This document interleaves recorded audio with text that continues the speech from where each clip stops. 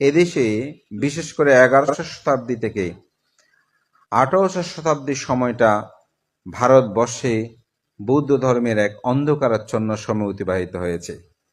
হরপ্রসাদ শাস্ত্রীর বঙ্গীয় বুদ্ধ ধর্ম বা বুদ্ধ ধর্ম সম্পর্কে তার গ্রন্থ এবং রচনাবলিতে সেখানে বুদ্ধদের যে দুরবস্থা, এই বিষয়টা কিন্তু সেখানে স্পষ্ট উল্লেখ রয়েছে। বিবিধ গ্রন্থ তো রয়েছে।